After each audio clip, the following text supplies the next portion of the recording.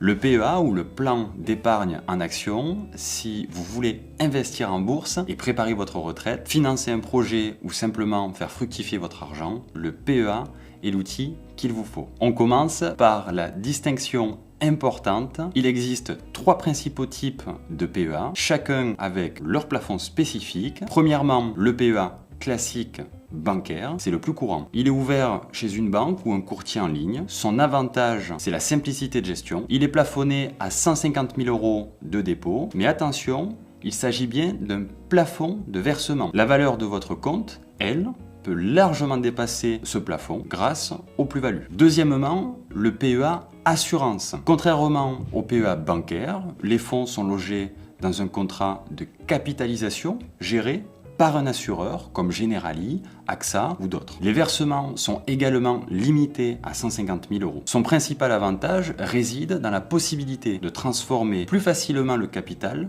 en rente viagère à terme, ce que nous détaillerons plus tard. Troisièmement, le PEA PME. Celui-ci est conçu spécifiquement pour encourager l'investissement dans les petites et moyennes entreprises, les entreprises de taille intermédiaire française et européenne. Son plafond est de 75 000 € de dépôt. Point important, il est possible de cumuler un PEA classique et un PEA PME. Le montant total du plafond de versement sur l'ensemble de vos PEA est quant à lui limité à 225 000 €. Qui peut ouvrir un PEA? Les conditions sont simples. Vous devez impérativement être une personne physique, majeure, soit plus de 18 ans, et être domicilié fiscalement en France. La règle de base, une seule personne, un seul PEA. C'est la limite absolue. Cependant, pour les couples, si vous êtes marié ou pacsé, vous avez le droit d'ouvrir 2 PEA, un par conjoint, doublant ainsi votre capacité d'investissement. Et pour les jeunes, les investisseurs, il y a le PEA jeune. Il est accessible aux enfants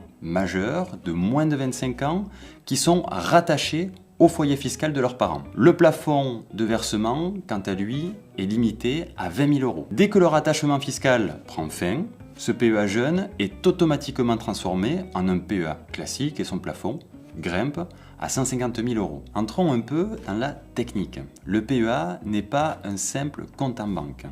Il se compose de 2 compartiments indissociables. D'un côté, vous avez le compte espèces. C'est là que transitent vos liquidités. Vous y versez l'argent avant d'acheter des titres et les dividendes de vos actions y sont crédités. De l'autre côté, vous avez le compte titres et c'est la partie qui enregistre la propriété de vos actions et de vos fonds. Les achats se font via le compte espèces et les titres achetés sont placés dans le compte titres. Les sommes entre ces 2 comptes circulent librement, mais les retraits d'espèces vers votre compte bancaire personnel sont ceux qui déclenchent l'application de la fiscalité. Et c'est ici que le PEA se distingue de tous les autres comptes titres. Sa fiscalité est son atout majeur. La règle d'or que vous devez retenir absolument, c'est le délai de 5 ans. On va voir 2 cas. Le cas numéro 1, vous faites un retrait avant 5 ans. Si vous décidez d'effectuer un retrait, même partiel, avant que votre PEA n'atteigne ses 5 ans d'ancienneté, il est automatiquement clôturé. Toutes les plus-values réalisées sont alors soumises au prélèvement forfaitaire unique, le PFU, de 30%. Cela inclut les 12,8% d'impôt sur le revenu et 17,2% de prélèvements sociaux. C'est pénalisant et c'est pourquoi il est essentiel d'investir avec un horizon de temps long sur le PEA. Il existe néanmoins quelques exceptions, des cas d'exonération d'impôt sur le revenu, même avant 5 ans, comme le décès du titulaire par exemple, un licenciement, une invalidité, ou la création ou la reprise d'une entreprise. Dans ces cas bien précis, seules les cotisations sociales restent dues, c'est-à-dire 17,2%. Maintenant prenons le deuxième cas. Vous faites un retrait après 5 ans. Une fois que le PEA a soufflé ses 5 bougies. Le jeu change complètement. Si vous effectuez un retrait, le PEA n'est pas clôturé. Mieux encore, vos plus-values sont totalement exonérées d'impôts sur le revenu. Vous ne réglez que les prélèvements sociaux qui s'élèvent actuellement à 17,2% sur la plus-value réalisée.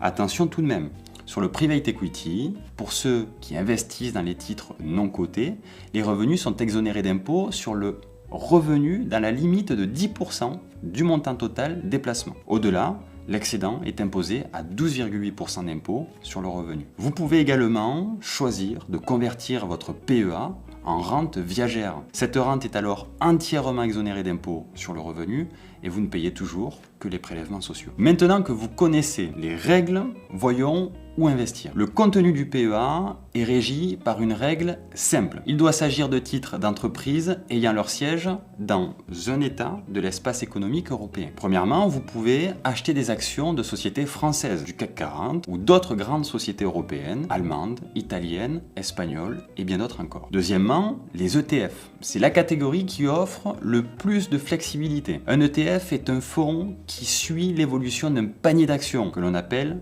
un indice. Et enfin, troisième possibilité, vous pouvez également investir dans des SICAV ou des FCPE.